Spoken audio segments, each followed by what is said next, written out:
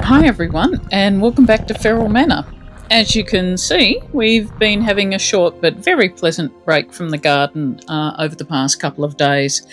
We've been down at the beach at one of our favourite spots in Murramarang National Park. Sadly, we couldn't stay there all that long, but we're now back home. I'd like to say a really big welcome to our new subscribers. It's always great to see new people joining us, and I hope you find the videos interesting.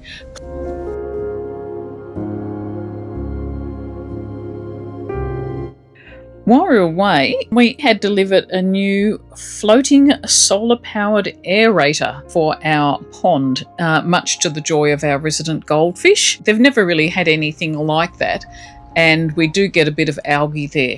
And what's interesting is that even though the pond is in a fair bit of dappled shade most of the day, we're still getting enough aeration in the pond and the water's moving around, so we're really happy with this.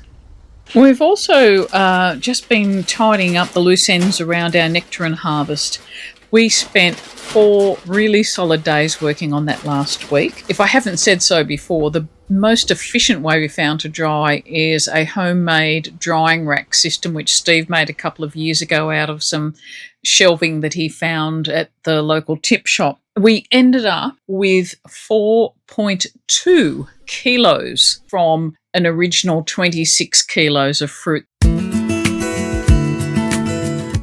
One of the things I'm trying to be more mindful about at the moment is working more with the soil and trying to do the most minimal interventions to keep the soil structure intact.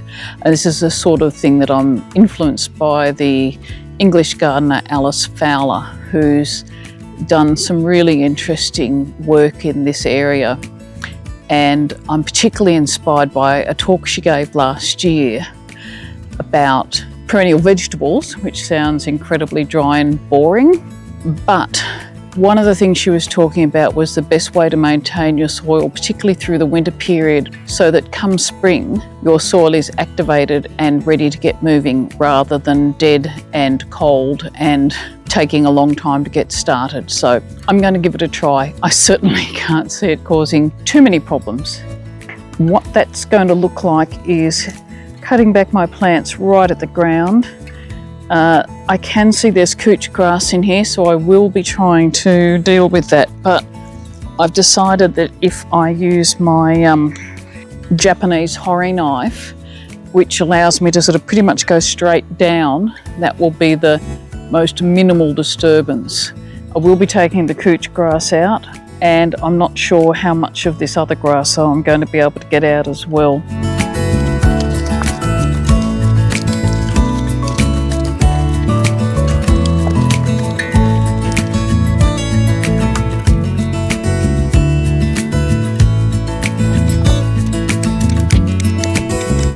Well, I think you can see how undisturbed that looks. I have no idea whether I'm really doing this right or not, but compared to what it would normally look like, I'm pretty happy with that. And as you can see, that's 2 of the 3 tubs of weeds and things that I've pulled out, and they're going down to the compost heap in the backyard. Steve will mow it all so that's a bit more chopped up. Having just dug or removed all the vegetation out of this bed yesterday, I've put down some chicken poo pellets and I've just put a light coating of mulch over the top. I've watered it in just to keep it in good condition before I get around to planting the beans, hopefully in the next day or so.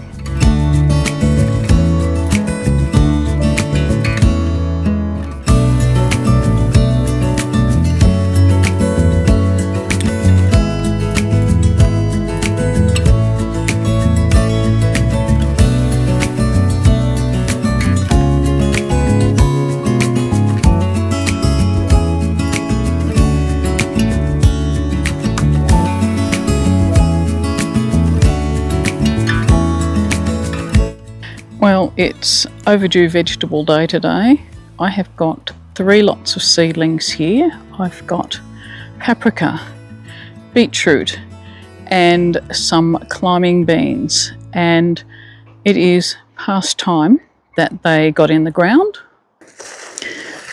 I've got some more of the soil out of the seed snow, which I'm packing around it, and hopefully that will give it some good moisture. This has got pretty good drainage and irrigation in this bed, so I'm hoping it will be enough for these seedlings to go well.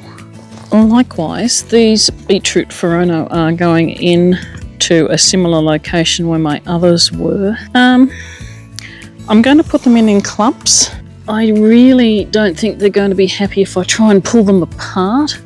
Probably should have done that a little while ago, but just a bit hard to separate them out. And the wisdom seems to be these days that beetroots can actually be put in little clusters, that they are generally okay with that, and it's going to be incredibly random because it's hard to pull these out of the pot they're growing in.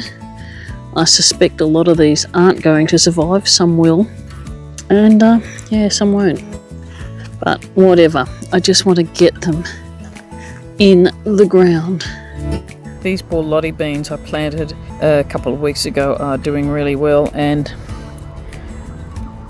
this one has a flower, or 2 flowers, and this one has got flowers coming, so hopefully I might get some payoff for the late bean strategy. If nothing else, I get green manure.